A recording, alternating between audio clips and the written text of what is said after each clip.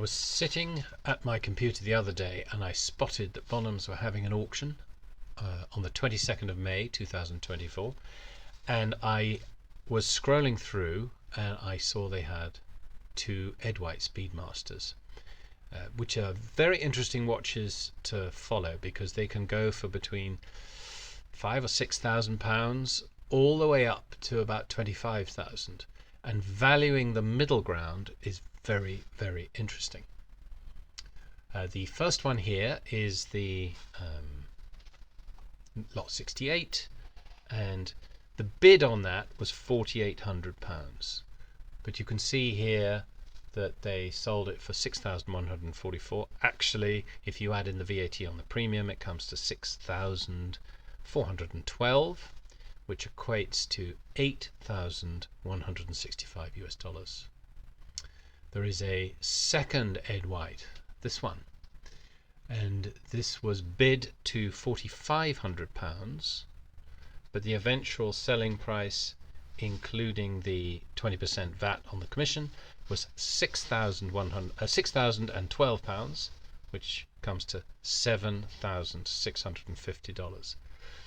So as an exercise, we're going to have a little look at whether or not they were worth it. Now, the first thing that I would like to do is have a quick look at what is available over at our lovely, friendly Chrono 24.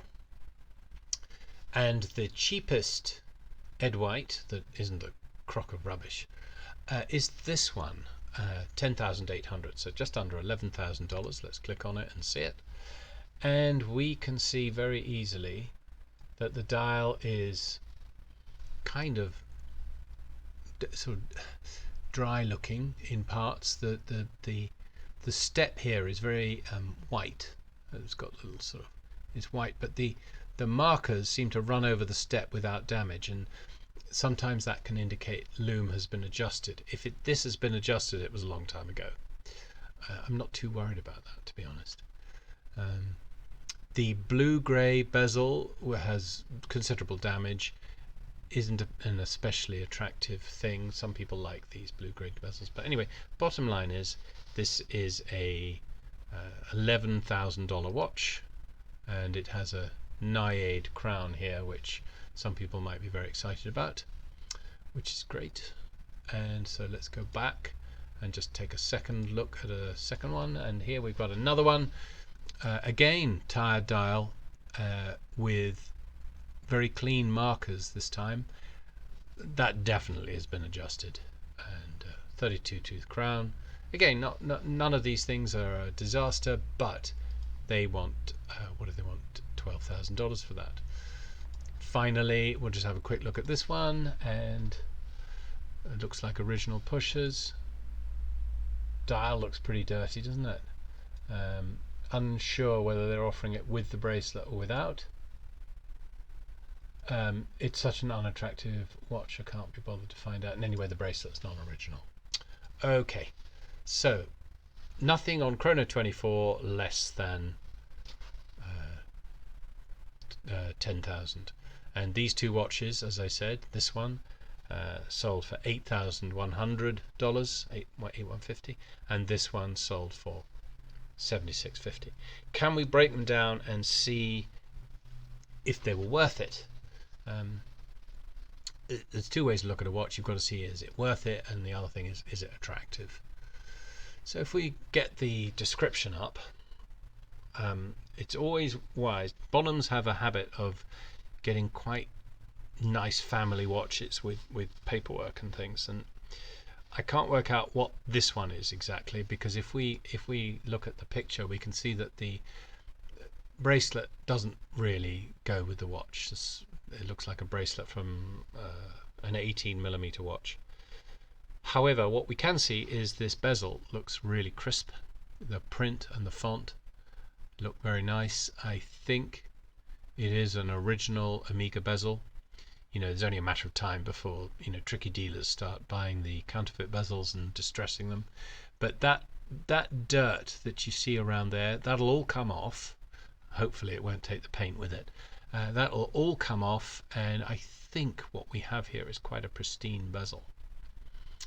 I didn't buy this one, I am sorry to say, because I think I could have used that bezel. I think that bezel is really special. The dial itself, look at those markers, they don't look very interesting, and it's missing a T mark down here. So not without its problems. This is it's quite a rough watch. It might clean up nicely. We put a new crystal on, and that bezel is definitely going to clean up. But I personally would probably remove that bracelet. What else has it got going for it? A 1035 bracelet. That's got to be worth some money. I don't really know what they go for, about $1,000 maybe, but the thing is it hasn't got the matching end links.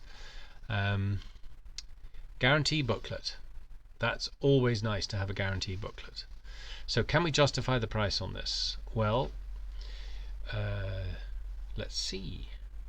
So the eventual price was $8,165. The dial on that, what could the dial be worth? Well, if that was on eBay, I'd be surprised if it went for less than $2,000. The bezel, well, I'd give you $2,000 straight away. If anybody's got a bezel that looks like that and wants to sell it to me for $2,000, I will, as they say, write you a check or give you the cash. The case on this watch, I'm guesstimating at $1,500, because that's usually what they end up being about worth, unless there's some serious problems or they're seriously nice. The movement, along with its guarantee booklet, would be worth about $2,500, assuming no missing or broken parts. And the bracelet, as I said, were maybe $1,000. So that comes to a total of $9,000. $9,000, and they paid $8,165. Great. I mean, that's my guesstimate. Not a bad purchase, especially with that bezel. That bezel is something special. Bonhams website make us go back to the beginning, and so we'll scroll through all those dull pocket watches. Right, here we get to lot 75. The bid on this was $4,500, and you can see there that I won that. And did I make a mistake? Oh my goodness. You know, I would have, yeah, I would love to have bought it for less. When you bid £4,500, you think, oh, that's cheap, and then you do the calculations, and as you can see, 5,760 including the premium, but we've got to add 20% into that for VAT, which comes to 6,012, and so the total is $7,600. $7,600 for an Ed White that's been attacked with a belt sander. So that bezel, well, I think it's a dot over 90 under there. Who cares? It's not worth anything. The dial, typical greenish loom Ed White with blobs. This is so typical of Ed Whites. It's got the print, it looks complete. I think those bendy things might be the crystal. I'm guessing the print's alright. The pushers are original. The crown is 24 tooth original. The case, who knows what the case is like. I mean, I bought this just on the photos. I took a bit of a gamble. The bracelet looks quite wobbly, but it was the bracelet that caught my eye when I read the description, because this watch, it sort of smells very original. 2400 on the first 4 digits of the serial. Look at that, an Omega 7912 bracelet. Now these can be worth money. 4 years ago they were selling for $5,000 a piece, and the end links, if they're number 6s, they were selling for $2,500 each end link. Now I don't think they're worth anything like that today, because if you put the bracelet and the end links together at those prices, it's $10,000, and so it's a no-brainer. But I don't think that's the case here. So I'm guessing that there's number 6 end links. But then look down here, Omega box, outer card, international guarantee, and original purchase receipt, and 4 spare links. This stinks of originality. So what we might have here is a completely original watch, albeit a bit of a dog. Is it worth the money? Let's go through it. That dial, what would that dial get on eBay? $1,000? I'm pretty sure it would. The bezel, that'll get 500. I mean, bearing in mind the other one, $2,000, but I'd pay more actually if you got me a perfect dot over 90 bezel. The movement, bearing in mind we have the original receipt, the original documentation, $2,500 seems possibly cheap, but we'll allocate $2,500. Bracelet, I'm going to give the bracelet $1,500 and the end links $500. So that's $2,000 for the bracelet and end links. Don't forget we do have the links as well. Box, got to give the box $150, and I'm going to add in another $200 for the original purchase receipt, assuming it turns up. Now if you add all those up, $7,850, so I'm $200 over what I paid. But that just shows that we're valuing or allocating the values in proportion. Now, as I said, I bought this watch, so we can go and have a look now on the bench and see if it turned out all right. So just got back from Bonhams, and here is the watch. Yes, we can see that the bezel is in pretty shoddy condition. Don't even know if the watch will work. Let's wind it up. We're getting some movement on the running seconds. Give it a bit more. Ooh. And we've got a chronograph movement. Let's see. Oh, resets to 3 seconds.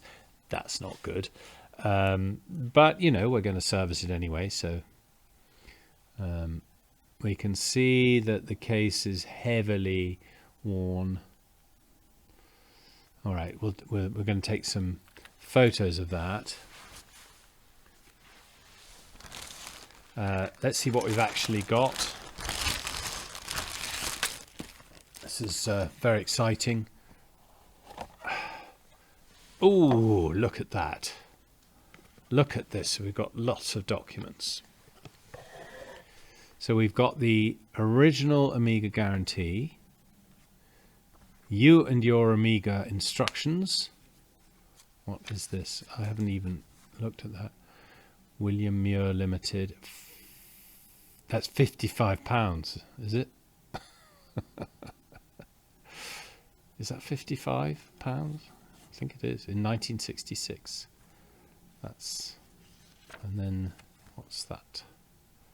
Paid £60 because there must have been five pounds added. I wonder why. So that I can't tell you how special that sort of documentation is, because once you see an original document like that, you know that nobody's been messing about. Oh, something else inside here.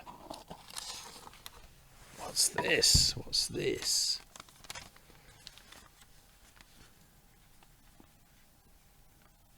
I don't know. Free of charge. There must have been a fix. Free of charge. FOC. Yep, the FOC is down here. William Muir, Stockport, in 1967. With the, that's fabulous. So, whatever condition the watch is in, I'm pretty sure it's original. What's in here? I presume this is going to be the end links. How exciting! Look at those perfect end links. So. Perfect end link, not end links, perfect links. Okay, so now what we have to do is take some really good photos of the watch. It's looking a bit dark. Take some really good photos of the watch up close, and then we'll see what we've got. So still got all the tags on from the auction. The hippocampus is rubbed off the back, quite common, but the bevels are very strong on the case back. And, oh yeah, do we... Can you see? Yeah, number 6 end links. Fantastic. Fantastic. So, overall, the watch doesn't look too bad. Doesn't look too bad. we're going to now get it under proper lights and take some decent photos. Open the bracelet. Maybe I'll take that bracelet off and we'll get a good look at it. So let's get the tool to take the bracelet off. That looks like the original spring bar inside the bracelet. That's always very fine news. Look at that. I always get excited with when a new watch arrives, even if it's not a great condition. It's pretty good still. So let's put the other lens on and get some real good close-ups. Yeah.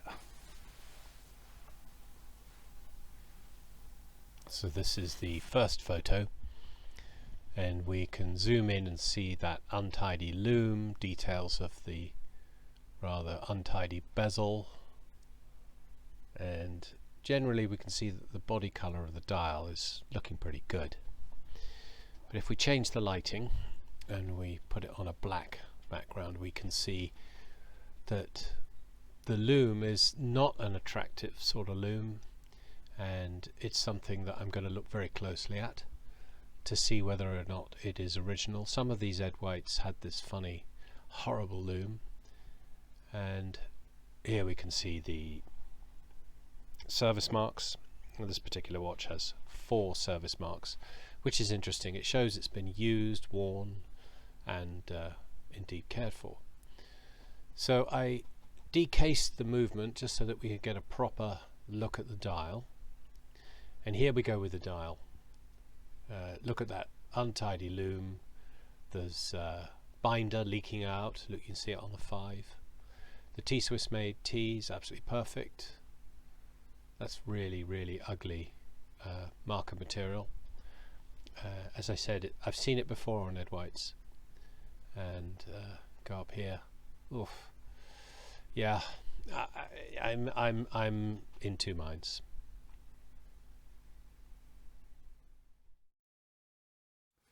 Well, I've had a few days to think this over now, and the question is, did I catch auction fever?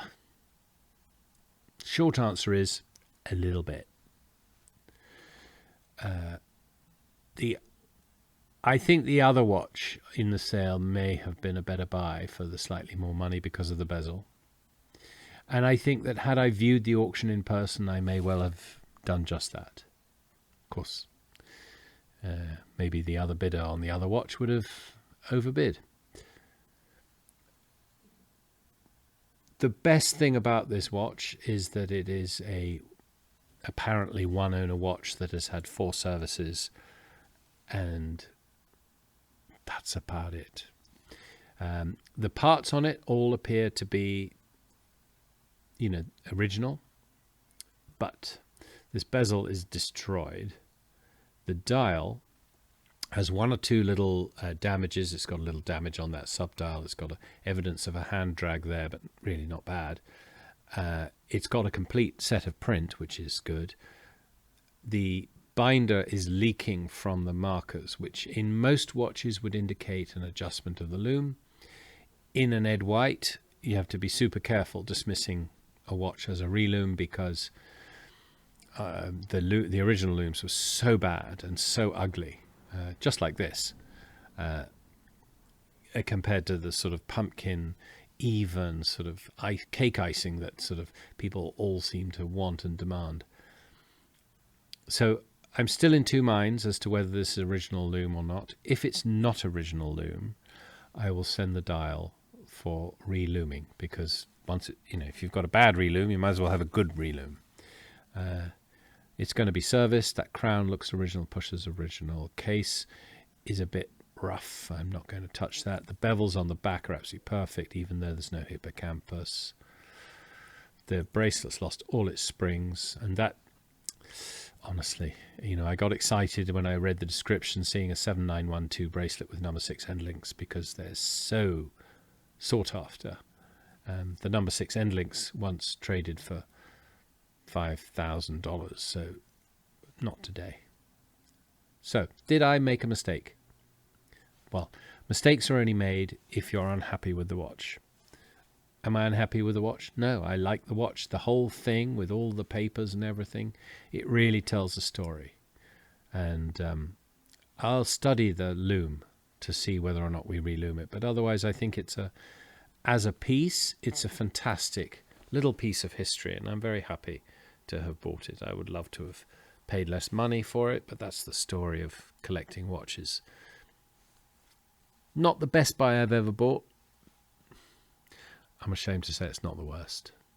Anyway, if you like my videos, it would be great if you would do me the favor of subscribing, and that way the algorithm will hopefully push my videos to more potential Speedmaster owners, and we can spread the word about these wonderful watches, which are really simple to assess if you have a few pointers and perhaps a bit of help from people like me, and there are others, so that you don't buy, a fake bezel, a non-original watch, or something with the wrong movement, unless you know beforehand and you can make an adjustment on the price.